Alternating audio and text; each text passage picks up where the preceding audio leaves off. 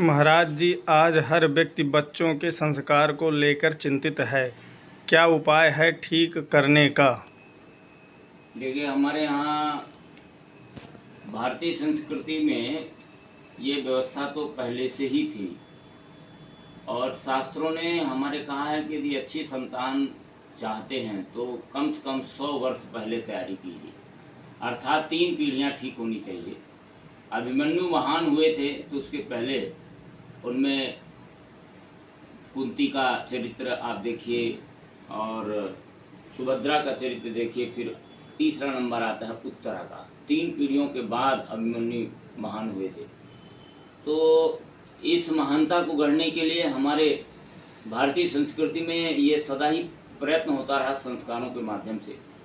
जब बच्चा माँ के गर्भ में आता है, वह गर्भ में आते ही 5 महीने के बाद सीखना शुरू कर देता है। जैसे उसका मस्तिष्क बनने लगता है 6वें 7वें महीने में, तो वह लगभग 500 बातों को एक साथ वो सीखने की क्षमता रखता है। लेकिन उस काल को हम गंभीरता से नहीं लेते और बच्चा जो माँ सीख रही है वो बच्चा भी सीख रहा है।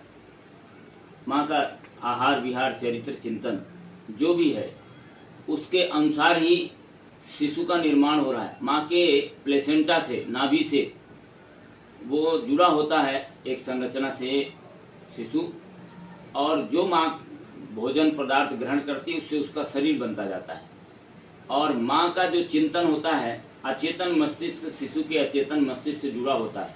तो माँ जो सोचती जाती है वह शिशु के अंदर सोच पैदा होती जाती है।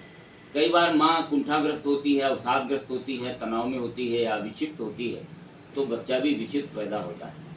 कई रोगों से ग्रस्त यदि माँ है तो कई बार बच्चा रोग को लेके ही आता है। ऐसे ही विचारों का भी संक्रमण होता है। जिस प्रकार का विचार माँ का होगा उस प्रकार का चिंतन होगा। वैसे तो डीएनए का प्रभाव पड़ता है, पिता के भी और पीढ़ियों का भी। पर कई बार हमारे शास्त्रों में उदाहरण मिलता है, जैसे प्रहलाद जी का, कि प्रहलाद जी के पिता हिरण्यकशिप नास्तिक व्यक्ति थे, लेकिन माता केयाधु बहुत परम भागवत थी, भगवान नारायण की भक्त थी। और जब गर्भ में शिशु आए और प्रहलाद जी, उनका पालन नारद जी के आश्रम में होता है, तो आश्रम की दिनचर्या, आहार विहार आदि कथा सत्संग प्रवचन नारद जी रोज सुना रहे हैं। उसका असर ये पड़ा कि माँ के गर्भ में प्रहलाद जी ने सब कुछ सीख लिया और 12 परम भागवतों में से एक महान भक्त के रूप में जन्म लिया, जिन इतिहास हमारे पुराणों में जिनकी महिमा का गुणगान होता है। ऐसे ही अभिमन्यु ने माँ के गर्भ में चक्रव्यूह तोड़ना सीखा था। ऐसे ही अष्टावक्र ने माँ के गर्भ में ही वेद पढ़ना सीखा था। रोज पठन पाठन करके आज भी देखा गया, सोनोग्राफी, अल्ट्रासाउंड आदि के माध्यम से शिशु क्या कर रहा है, उसे कैसे प्रबोधन देना चाहिए, ये माँ को ट्रेनिंग दी जाती है। अखिल विश्व गायत्री परिवार गायत्री तीर्थ शांति कुंज हरिद्वार के माध्यम से आओ गढ़े संस्कारवान पीढ़ी, जो 6 महीने में गिनीज बुक में दर्ज हो गया। आज 2 वर्षों से यह विश्वव्यापी अभियान चल रहा है गायत्री परिवार के द्वारा, गायत्री तीर्थ शांति कुंज हरिद्वार के द्वारा, श्रद्धेय डॉक्टर साहब और दीदी के द्वारा, कि कैसे हम बच्चे को माँ के गर्भ में ही श्रेष्ठ बनाएं। तो आओ गढ़े संस्कारवान पीढ़ी के पोर्टल से आप जुड़िए और अपने गर्भवती महिलाओं का प्रशिक्षण कराइए। और संस्कार, गर्भोत्सव संस्कार, माँ के गर्भ में बच्चा जब आता है तो उसका पुंसवन है और सीमांतोनयन संस्कार है, गर्भधारण संस्कार है।